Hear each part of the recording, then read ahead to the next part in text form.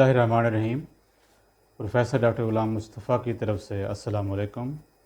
आज हम दी Paris reason fellowship programme के हवाले से बात करेंगे।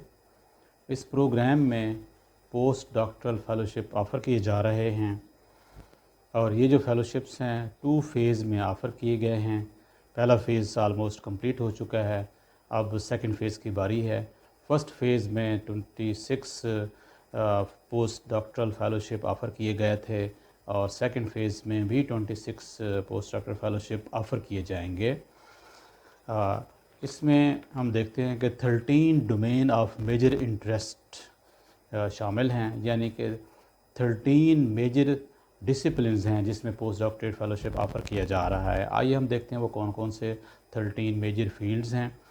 नंबर 1 है mathematical sciences, number 2 computer science, number 3 astrophysics and conditions for the appearance of life, number 4 porous solid science, applied in renewable energy, environmental health, पाँचवा air quality, छठा one health, सातवां life sciences, आठवां है longevity and aging, ninth gene therapy and genetics, 10th quantum technology, 11th heritage and ancient materials, 12th digital humanities, and the last one is Arabic and Islamic history, society, culture। आइए हम देखते हैं कि इस fellowship के क्या benefits हैं। ये जो फेलोशिप है 2 इयर्स के लिए है और इसमें जो मिनिमम ग्रास सैलरी है वो है 4,740 यूरो। इसके अलावा जो सप्लीमेंट्री रिसर्च बजट भी है और ट्रैवल एक्सपेंसेस भी इसमें शामिल हैं। इस फेलोशिप के लिए कोई एज लिमिट नहीं है। अब हम देखते हैं कि इसकी एलिजिबिलिटी क्या है। तो एलिजिबिलिटी में पीएचडी होना ज़रूरी है। अगर पीएचडी कंप्लीट नहीं हुई और पीएचडी अब नियर टू कंप्लीशन है तो फिर भी आप अप्लाई कर सकते हैं, लेकिन कंडीशन ये है कि जब रिक्रूटमेंट प्रोसेस स्टार्ट होगा उस वक्त तक पीएचडी डिग्री कंप्लीट हो जानी चाहिए। अगर पीएचडी की डिग्री नहीं है तब भी आप एलिजिबल हैं, लेकिन उसके लिए 4 इयर्स फुली रिसर्च एक्सपीरियंस होना चाहिए। अगर 4 इयर्स रिसर्च एक्सपीरियंस है तब भी आप इस फेलोशिप के लिए अप्लाई कर सकते हैं। हाँ, फेलोशिप अप्लाई करने से पहले आपको एक होस्ट इंस्टीट्यूशन या होस्ट ग्रुप सेलेक्ट करना होगा। तो पेरिस में तकरीबन 450 लेबॉर्ट्रीज़ या रिसर्च सेंटर्स मौजूद हैं। आपने उन रिसर्च सेंटर में से कोई एक रिसर्च सेंटर सेलेक्ट करना होगा और फिर नेक्स्ट जो प्रोसीजर है वो कंटिन्यू करना होगा। आइए हम देखते हैं कि सिलेक्शन प्रोसेस क्या है इस फेलोशिप के लिए। सबसे पहले तो आपका जो प्रोफाइल है और रिसर्च प्रपोज़ल है उसको इवैल्यूएशन के लिए भेजा जाएगा, जिससे 2 इंटरनेशनल एक्सपर्ट जो इंडिपेंडेंट एक्सपर्ट्स होंगे वो इसको इवैल्यूएट करेंगे। इसके बाद आप इंटरव्यू के लिए शॉर्ट लिस्ट हो जाएंगे। इंटरव्यू का जो टाइम है वो 10 मिनट्स तो प्रेजेंटेशंस होगी और 10 मिनट्स की जो ग्रुप डिस्कशंस, क्वेश्चन आंसर वगैरह होगा और ये इंटरव्यू ऑनलाइन होगा। इंटरव्यू के बाद फिर फंडिंग डिसीजंस होना है और फीडबैक जो भी होगी, अगर आप क्वालिफाई कर गए हैं इस स्कॉलरशिप के लिए तो आपको ऑफ़र कर दिया जाएगा, स्कॉलरशिप कन्वे कर दिया जाएगा। अगर क्वालिफाई ना कर सके तो आपको फिर कन्वे कर दिया जाएगा। जैसा कि मैंने बताया कि ये जो फेलोशिप है इसके 2 फेज़ हैं। तो पहला फ़ेज़ है वो जुलाई 2021 से स्टार्ट हो चुका है और 21 अक्टूबर 2021 में ये क्लोज़ हो जाएगा और ये 2 इयर्स पोस्ट डॉक्टर फेलोशिप है। अब इसकी जो एलिजिबिलिटी है वो अक्टूबर से नवंबर 2021 तक चेक कर ली जाएगी और इसके बाद जो इवैल्यूएशन है आपके प्रोफाइल की और रिसर्च प्रोजेक्ट की वो नवंबर से फरवरी 2022 तक ये प्रोसेस भी कंप्लीट हो जाएगा। और एप्लीकेशंस, रैंक और शॉर्ट लिस्टेड कब होगी वो फरवरी 2022 में आपकी एप्लीकेशन शॉर्ट लिस्टेड हो जाएगी।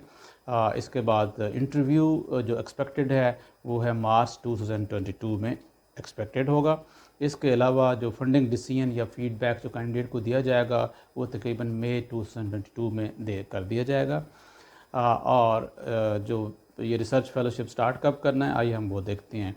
तो इसकी जो ड्यूरेशन है 1 जून 2022 से 1 अक्टूबर 2022 तक आपको कन्वे कर दिया जाए, आपको मतलब रिसर्च स्टार्ट करनी होगी इन्हीं डेट्स में। तो अब हम देखते हैं कि इसका जो एप्लीकेशन प्रोसीजर है वो क्या है। तो एप्लीकेशन प्रोसीजर में सबसे पहले तो आपको लॉगिन होना होगा। अगर आपको ऑलरेडी अकाउंट है तो लॉगिन हो जाएं, अगर अकाउंट नहीं है तो फिर आपको अकाउंट ओपन करना होगा। अकाउंट ओपन करने के बाद आपने एप्लीकेशन फॉर्म फिल करना होगा। तो एप्लीकेशन फॉर्म के जो 4 स्टेप्स हैं, तो पहला स्टेप क्या है, मेटाडाटा का स्टेप्स है, और दूसरे स्टेप में आपने जो वो ग्रुप है रिसर्च ग्रुप उसको चूज़ करना होगा, उसका रेफरेंस देना होगा। और जो तीसरा स्टेप है उसमें आपने अपनी रिसर्च प्रपोज़ल अपलोड करनी होगी। और जो चौथा स्टेप है, चौथे स्टेप में आपने एप्लीकेशन को रिव्यू करना होगा।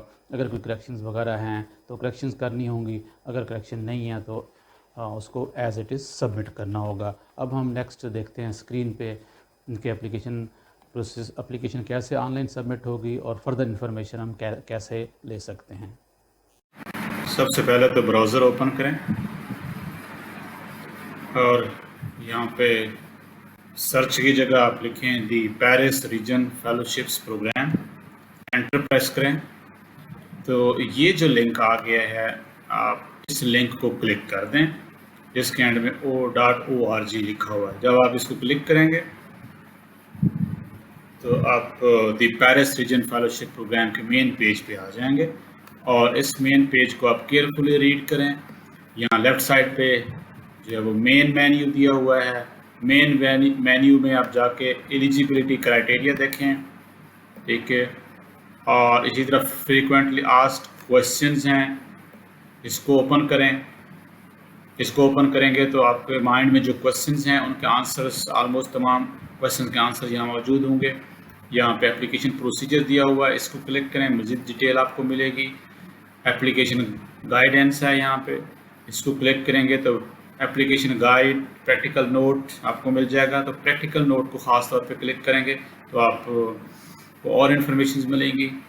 फिर एप्लीकेशन डॉक्यूमेंट्स आ जाता है, इसको क्लिक करें, आप देखें कौन कौन से डॉक्यूमेंट्स की ज़रूरत पड़ती है।